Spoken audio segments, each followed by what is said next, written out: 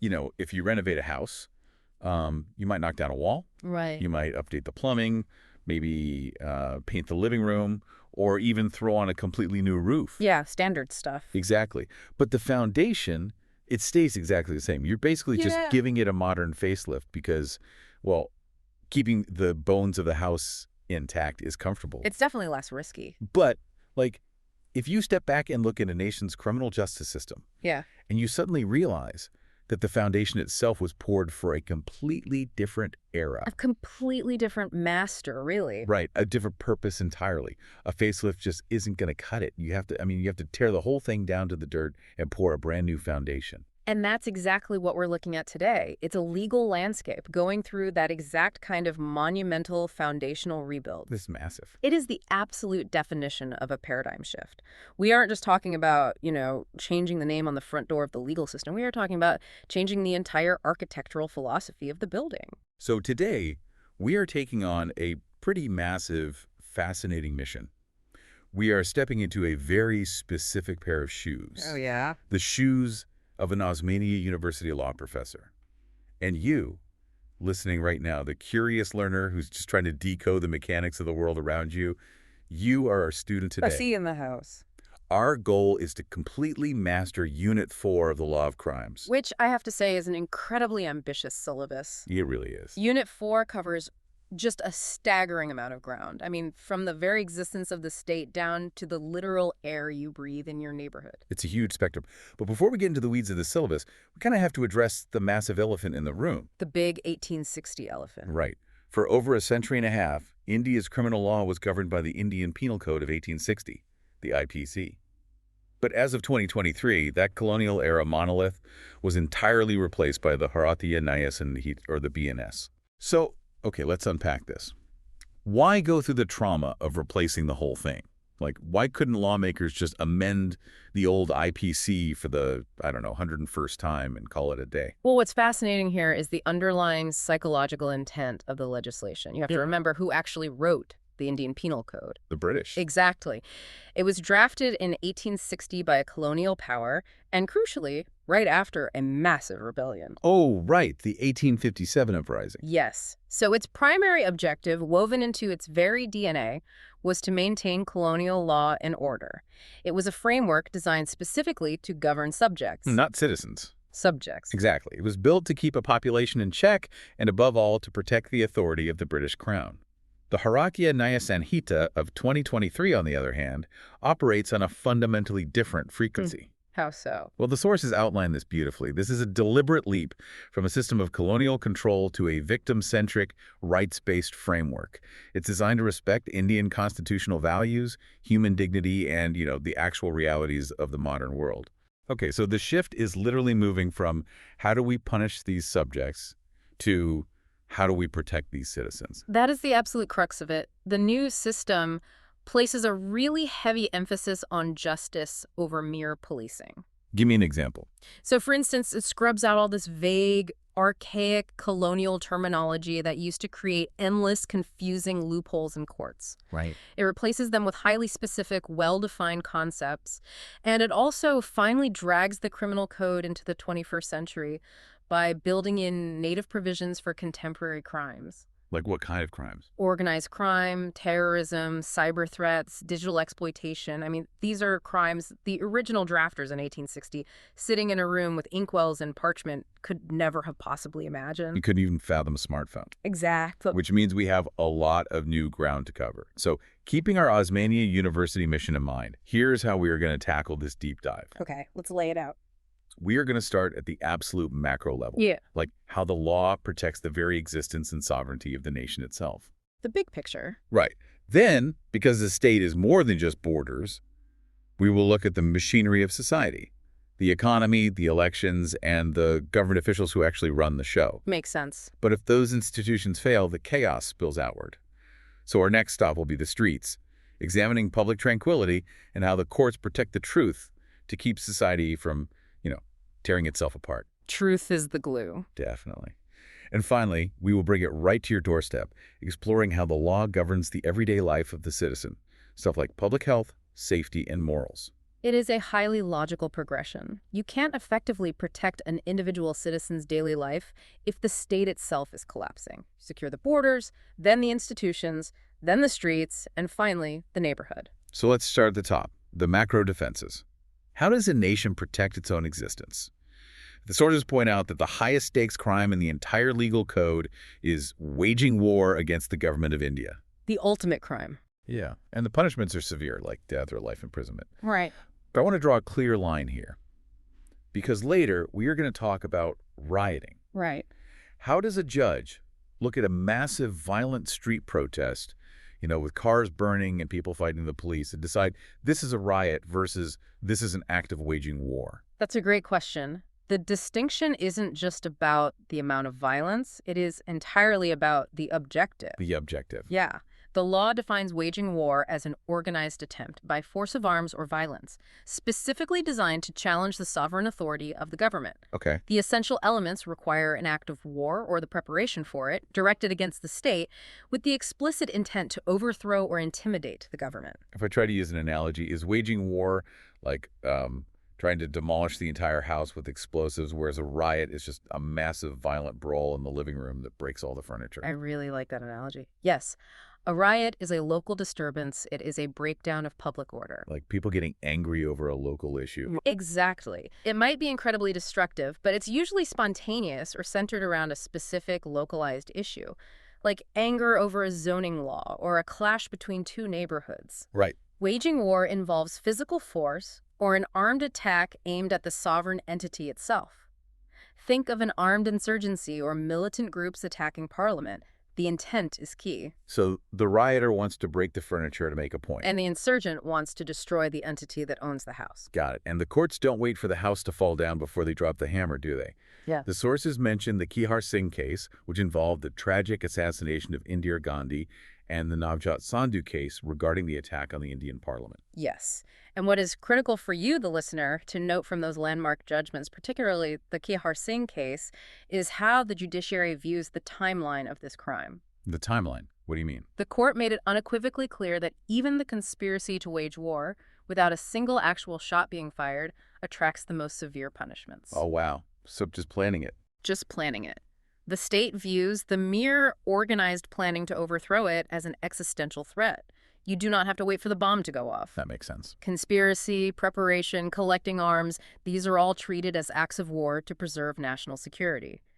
Under the BNS, this is heavily codified in sections 145 to 149. Hold on. We live in a digital age. Let's modernize this. Okay. With cyber warfare, could someone wage war against the country without ever touching a physical weapon?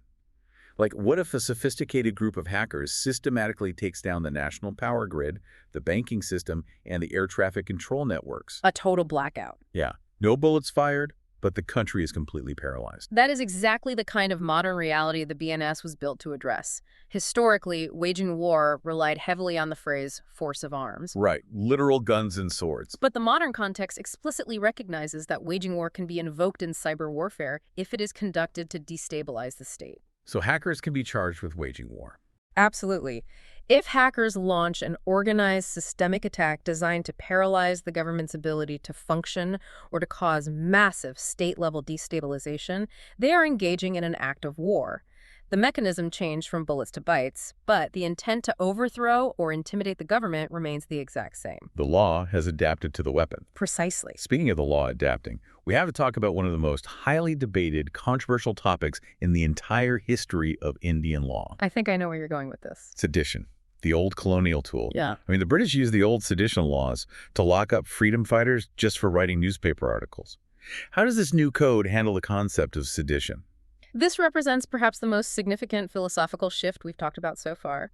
The BNS has effectively removed the archaic provision of sedition as it was known under the old IPC. Completely removed it. The word itself is gone. The traditional definition was incredibly broad and dangerous to free speech. It penalized acts that incited hatred, contempt, or disaffection towards the government. Disaffection. That is such a spectacularly vague, sweeping term. Isn't it? Like if I write a scathing op-ed saying a new tax policy is ruining the working class, a magistrate with a grudge could argue I'm inciting disaffection. And historically, they absolutely did. Disaffection could be interpreted as mere disloyalty or any feeling of enmity. That's terrifying. It was. Over the decades, the Supreme Court tried to rein this in. A massive turning point was the Kedar Nath Singh case. What happened there? In that case, the court upheld the sedition law but strictly limited its application. They said it could only apply to acts involving actual incitement to violence or an intention to create public disorder. Okay, so they tried to put guardrails on it. Right. But even with that judicial band-aid, the term itself remained a huge problem. It was constantly prone to misuse by local authorities to stifle legitimate, peaceful criticism. So the new framework completely omits the term sedition per se. But they didn't just leave a massive loophole, did they? Like if someone is actively trying to tear the sovereignty of the country apart, there has to be a mechanism to stop them. Right, the state still has to defend itself. But the BNS marks a shift toward protecting free speech while preventing genuine threats. Now so. Similar acts are now prosecuted under provisions related to acts endangering the sovereignty, unity, and integrity of India. They replace the vague emotional term disaffection with precise provisions. Like what? Provisions targeting acts like promoting armed rebellion, promoting enmity between groups that threatens national security, or actively undermining national integrity. So it's fundamentally about the threshold of harm. Yeah. Criticism of government policies with the intention of improvement is totally protected. Yes. But if your speech crosses the line into actually inciting violence or threatening the literal sovereignty of the nation, then you are facing the law. If we connect this to the bigger picture, it aligns perfectly with another landmark case mentioned in our texts, the Shreya Singhal case. Oh, Shreya Singhal v. Union of India. Exactly. In that case, the Supreme Court struck down vague provisions of the Information Technology Act that created a chilling effect on free speech.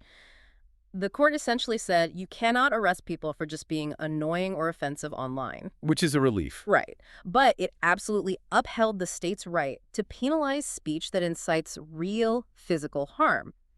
The new legal code is essentially codifying that exact judicial philosophy. It is saying, we will not punish you for disliking the government, but we will punish you if your actions attempt to destroy the nation. Perfectly summarized. That makes a lot of sense. Now, moving slightly laterally within these macro defenses, let's talk about the armed forces, because you can't have a secure state if the military is compromised. Obviously not. The sources point out a specific crime: statements conducing to public mischief. Yes, this is a critical provision that has been distinctly updated. It criminalizes the making, publishing, or circulating of any statement, false information, or rumor with the intent to cause, or which is likely to cause, an officer, soldier, sailor, or airman to mutiny or to disregard their duty. And the big update here is the phrase, including through electronic means. I want to pause on that because it feels huge. Oh, it changes everything. In the past, committing this crime meant you had to stand outside a military cantonment, handing out subversive pamphlets to soldiers walking by. Very old school. Right. Today, it means creating a highly convincing deepfake video of an army general saying the government has betrayed them. Oh, wow. Or it means engineering a viral WhatsApp forward containing entirely fabricated intelligence, designed specifically to cause panic or rebellion within the ranks. That's wild. If a hostile entity uses social media to spread rumors with the intent of sparking a mutiny, this law is the legal shield that allows the state to prosecute that digital sabotage. It recognizes that the morale of the armed forces is integral to national security. So we've secured the borders, we've dealt with armed insurgency, digital sabotage, and threats to the sovereignty of the state. The house is safe from the outside. Right. But a nation is more than just a fortress with walls. It has an internal engine. That brings us to Section 2 of our deep dive, the machinery of society. What happens when the internal gears of the nation, the money, the elections, and the public officials themselves are tampered with? This is where we look at how the code protects the economy and the administration. Let's start with the currency. Okay, when most people think of counterfeiting money, they think of it as a localized form of theft. Like a guy in a basement. Yeah, exactly. Someone prints a fake 500 rupee note on a high-end printer so they can get free groceries from the local market. But the law places counterfeiting much higher up the threat ladder, right alongside existential threats. Why? Because it is not just theft. It is an attack on the nation's economic reality. The law specifically focuses on acts that cause damage to the monetary stability of India. Okay. Let's walk through the physical mechanism of why this is so dangerous. If a hostile actor, perhaps a foreign state or a massive crime syndicate, floods the Indian market with high-quality counterfeit currency, what happens? I assume the shopkeepers get cheated. They do, but zoom out. Suddenly, there is vastly more money circulating in the economy, but the actual amount of goods and services remains exactly the same. Ah. When more money chases the same amount of goods, prices skyrocket. That is inflation. Oh, right. If you flood the market with enough fake currency, you artificially devalue the legitimate currency in everyone's pocket.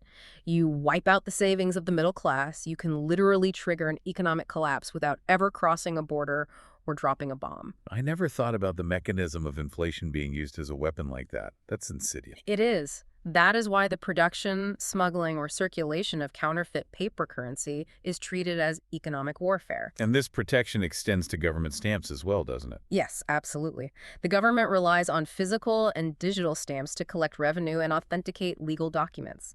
Everything from property sales to court fees. Yep. Falsifying this machinery strikes directly at the administrative and financial capability of the state. The laws prohibit creating fictitious stamps or erasing marks to reuse old ones. It's about protecting the integrity of the state's revenue stream. Makes total sense. And what about elections? We won't spend all day here, but tampering with elections is essentially tampering with the democratic machinery itself. Very briefly, the laws penalize bribery, undue influence, and personation at elections, meaning pretending to be someone else to steal their vote. Right. If the currency is the economic blood of the nation, elections are the democratic heartbeat.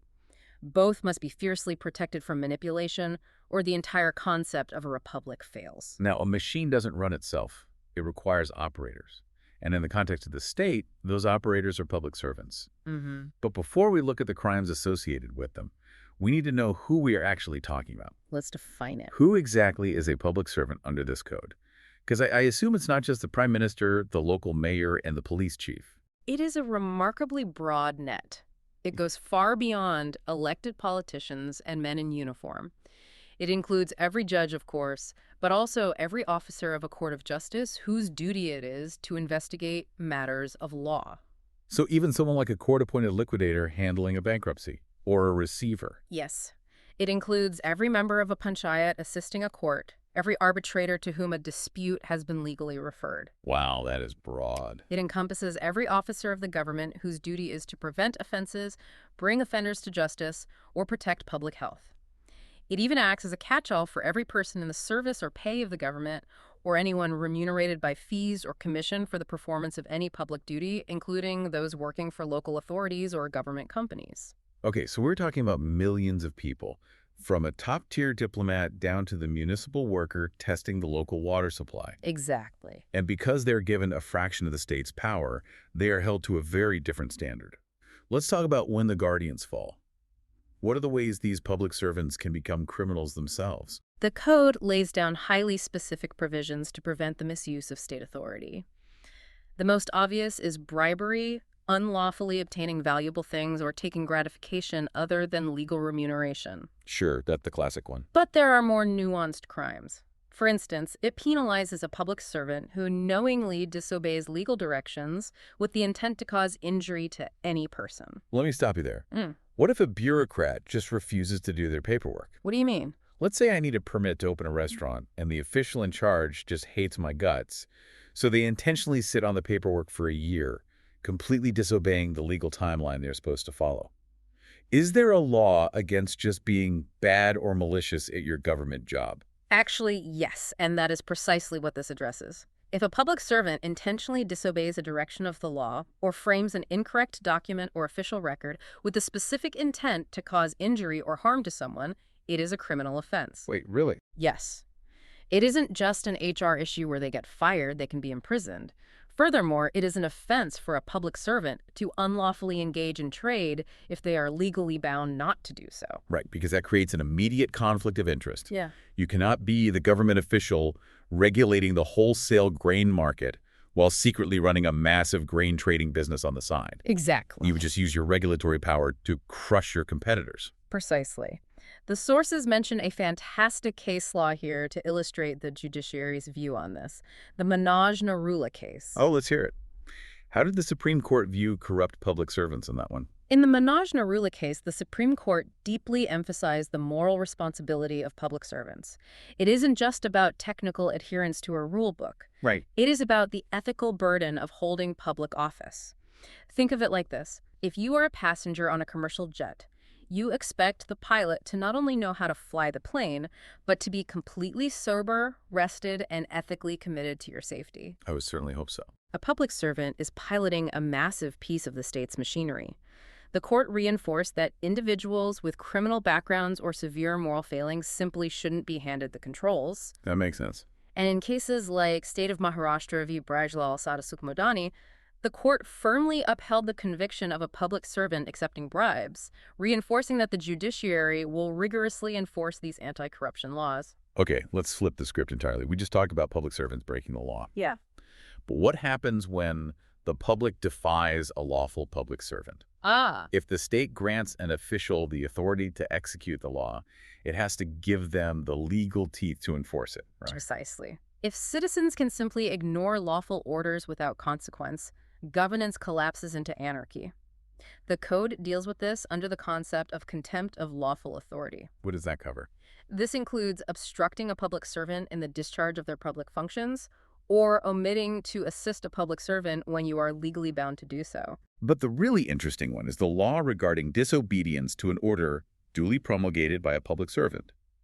The source document gives a very specific, vivid illustration for this. Let me share it. Go for it. It says, an order is promulgated by a public servant lawfully empowered to promulgate such order, directing that a religious procession shall not pass down a certain street. A knowingly disobeys the order and thereby causes danger of riot. A is committed the offense. That illustration is perfectly chosen to explain why this law exists. The public servant isn't just making up rules because they enjoy bossing people around. They are managing complex public order. Okay. Let's say intelligence suggests that a massive procession going down a highly specific narrow street will trigger a violent communal clash.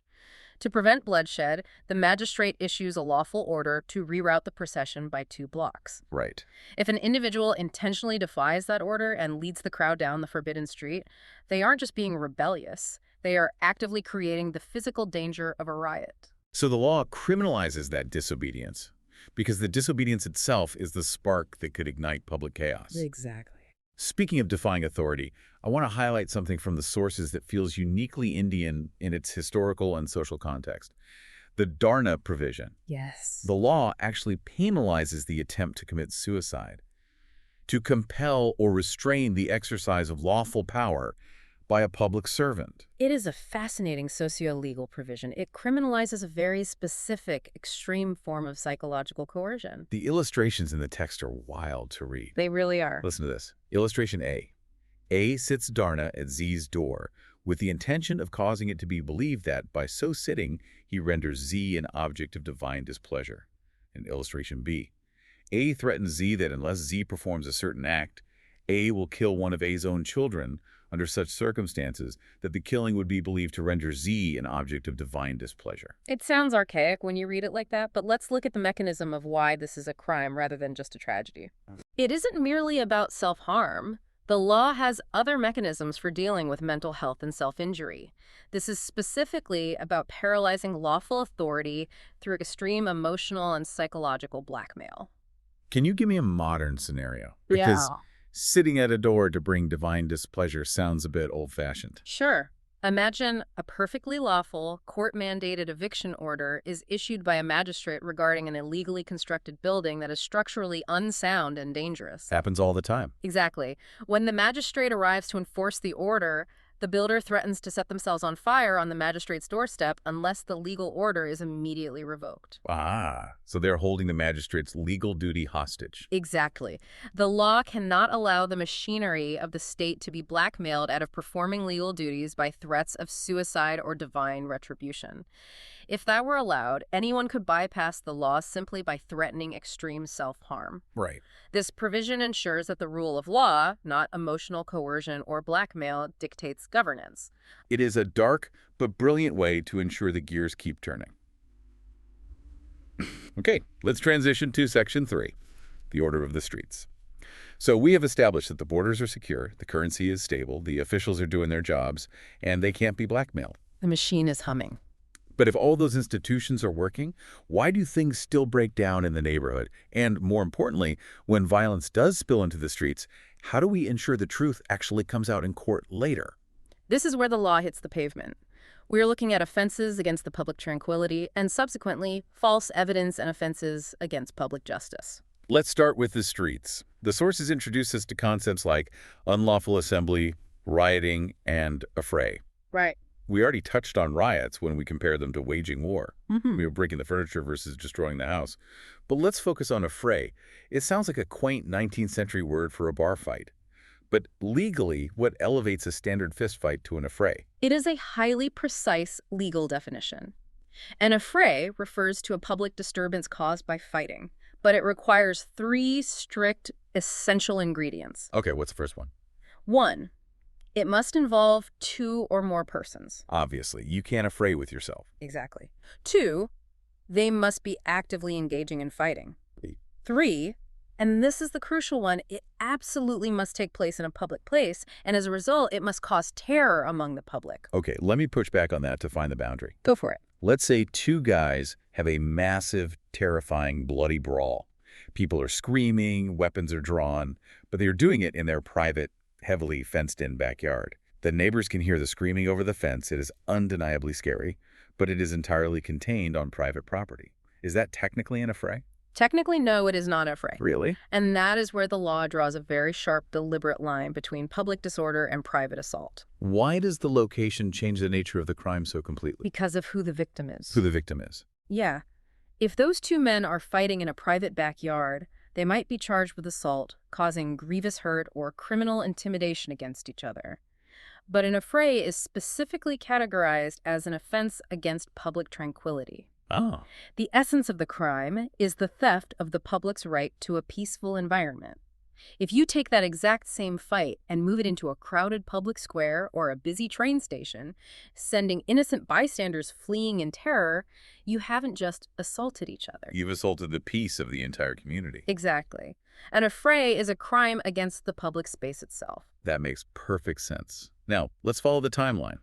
The police arrive at the public square, they break up the affray, and they arrest the fighters. The battle moves from the chaos in the streets into the quiet, structured environment of the courtroom. Where things are supposed to be orderly. Supposed to be, yeah.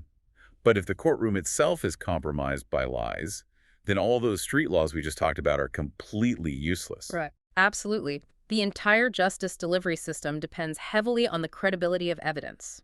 If evidence is compromised, the very concept of a fair trial collapses into theater. Just a show. Right. The Code addresses this primarily through the laws against giving false evidence, commonly known as perjury, and fabricating false evidence. Let's break down perjury first.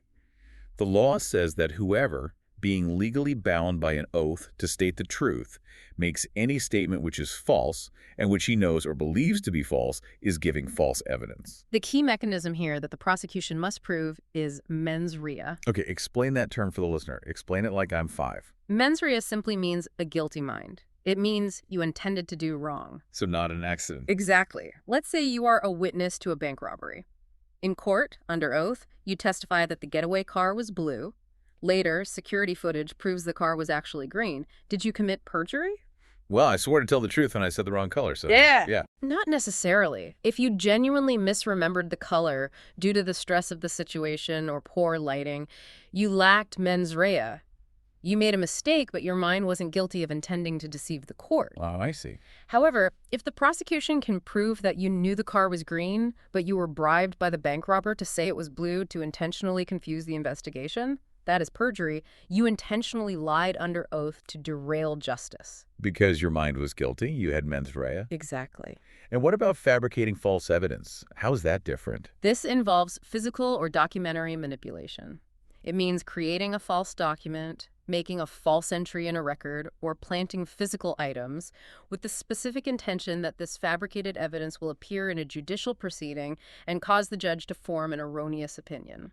The text gives a great, easily understandable example of this. Forging a medical report to falsely accuse someone of assault. So, Say you break your own arm by falling off a ladder, but you absolutely hate your neighbor.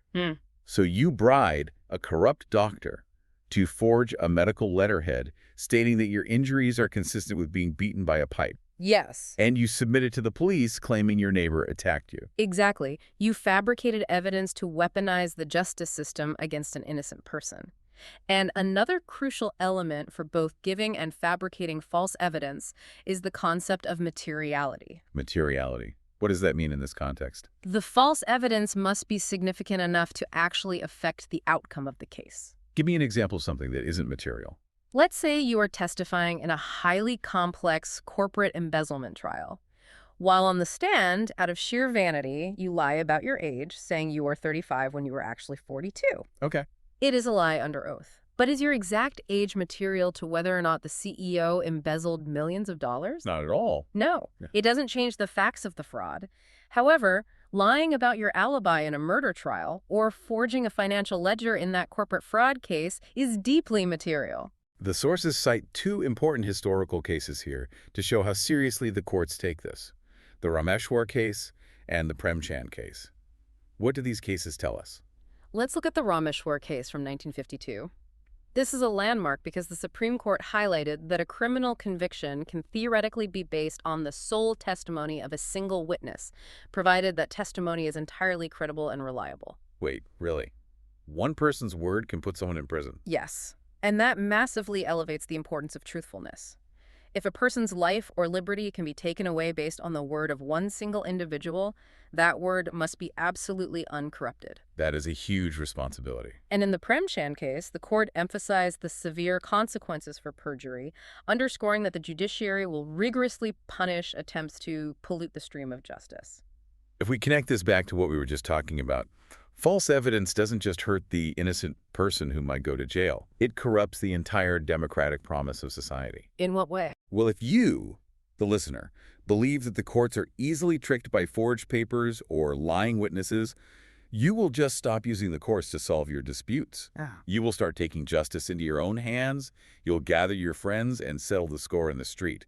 Which brings us right back to riots and affrays. It is a completely closed loop. The integrity of the courtroom maintains the tranquility of the streets. When one fails, the other inevitably follows. Which brings us to our final section, Section 4, Everyday Life. We have gone from the vast macro defenses of the state down to the institutions, into the courtrooms, and onto the streets. We've covered a lot. Now let's look at the laws that protect you, the listener, right now, sitting in your room. The laws governing the air you breathe, the medicine you take, and the public standards you live by. We are exploring offenses affecting the public health, safety, convenience, decency, and morals. This chapter is arguably the one that intersects most frequently with a citizen's daily routine. It deals with the inevitable friction of millions of people trying to live closely together. Let's begin with the concept of public nuisance. Public nuisance. Honestly, it sounds like a minor complaint, like a neighbor whose dog won't stop barking, or teenagers skateboarding in a parking lot. It does sound like that. But under the law, it is defined much more severely. It is an act or illegal omission which causes common injury, danger, or annoyance to the public, or to people who dwell in the vicinity. And interestingly, the law explicitly states that a common nuisance is not excused simply because it causes some convenience or advantage to the person doing it. That last part is the crucial mechanism. Let's filter this through the listener's daily life. Okay. If you are listening to this right now in your apartment and a factory next door decides to start burning highly toxic plastic waste at 2 a.m. because it is cheaper than paying for proper disposal, they cannot just tell you to close your window. They cannot argue, well, it is very convenient for our business model and we provide 5 local jobs, so you just have to deal with the smell. Right.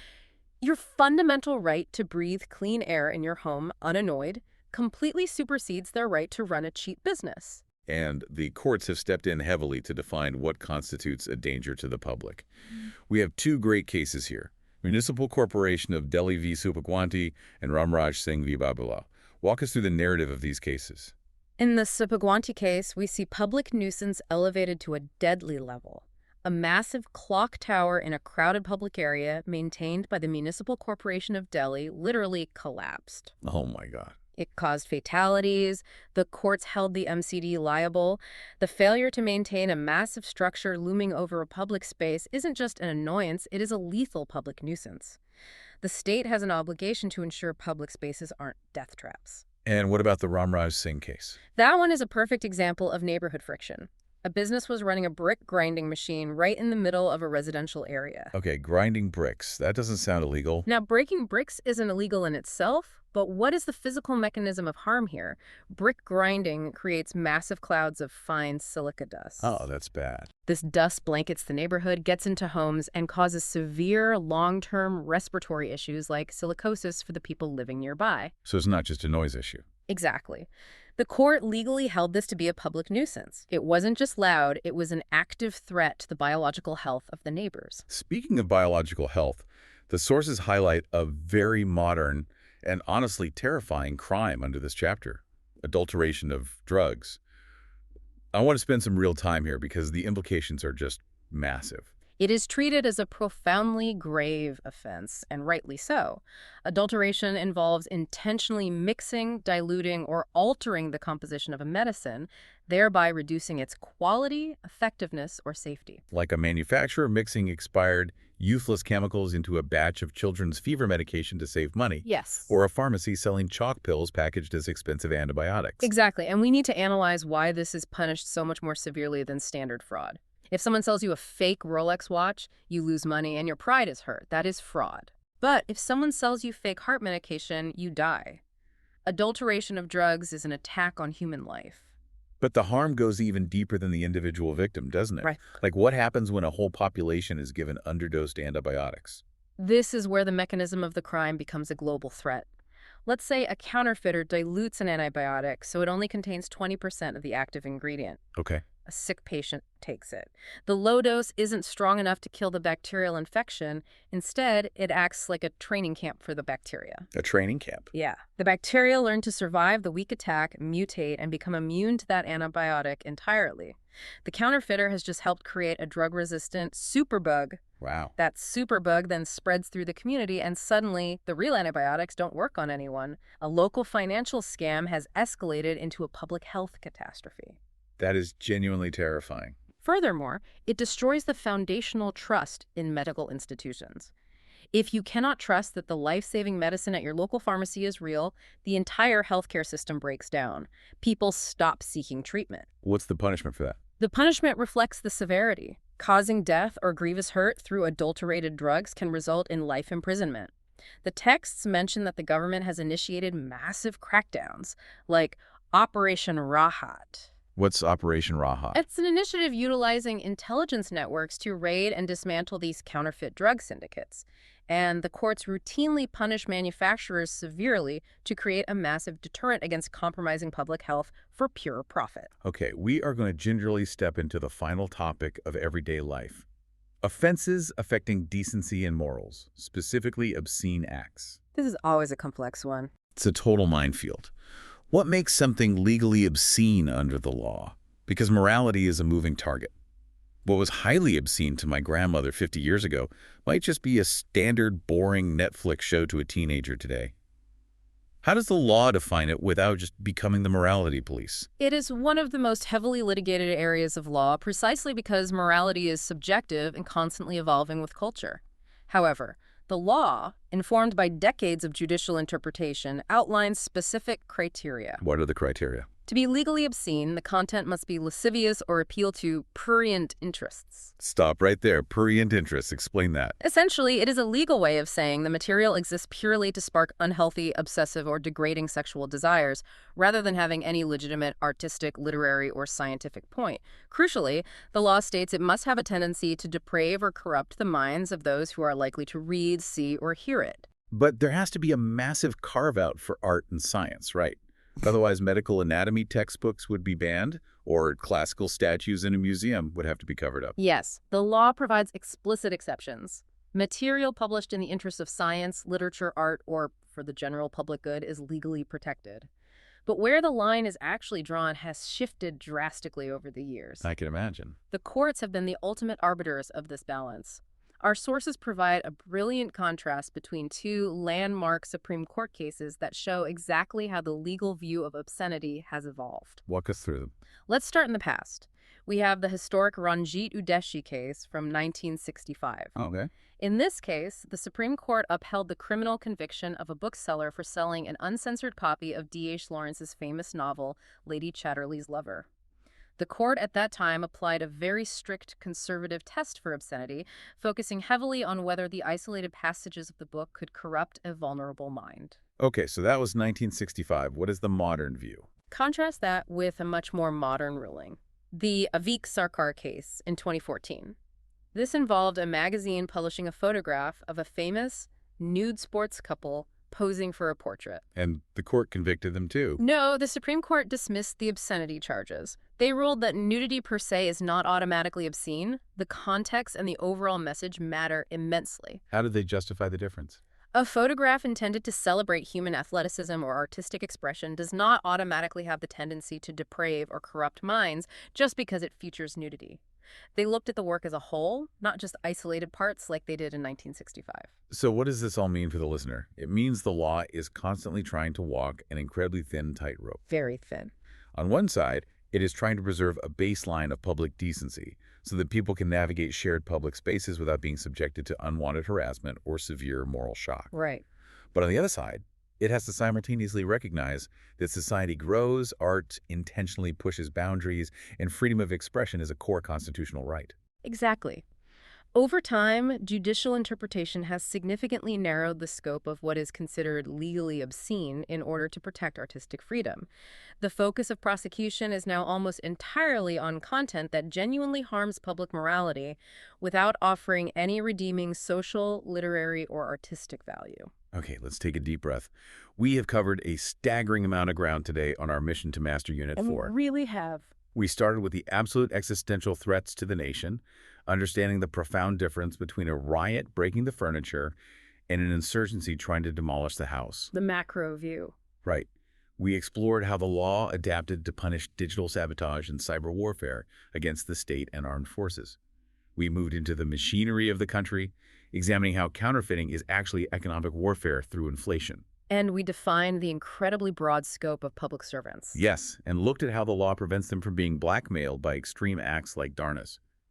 Then we walked down to the streets, distinguishing between a private backyard brawl and a public affray. And stepped into the courtroom. Right, to understand mens rea and how perjury destroys the democratic promise of justice. Finally, we looked at the laws governing your everyday environment, from the physical mechanism of silica dust in a public nuisance case, to the terrifying reality of drug adulteration creating superbugs, all the way to the evolving legal definition of obscenity. It truly is a comprehensive architectural tour of the new Bharatiya Nyaya Sanhita. And to leave the listener with a final lingering thought, let's look back at the core philosophy we discussed at the very beginning. Okay. The shift from the 1860 colonial code to the new 2023 framework represents a monumental move from punishing subjects to protecting citizens. It is a vital modernization of justice, but it begs a profound, almost philosophical question about the future. What's the question? As technology continues to evolve at a completely exponential rate, blurring the lines between public and private spaces, between a physical assault and a digital deepfake, between traditional warfare and cyber destabilization, will a static codification of laws ever truly be able to catch up to human behavior? Or is the law, by its very nature, destined to always be one step behind the crimes of tomorrow, constantly rushing to build new defenses for a society that has already moved on? That is a phenomenal question to ponder. You might tear down the old colonial mansion and build a state-of-the-art modern fortress, but the moment you hand over the keys, the weather changes, the ground shifts, and the maintenance of justice has to begin all over again. Thank you for joining us on this deep dive into the law of crimes. Your dedication as a learner is what makes these explorations so rewarding. Keep observing, keep questioning the rules of the world around you, and we will see you next time.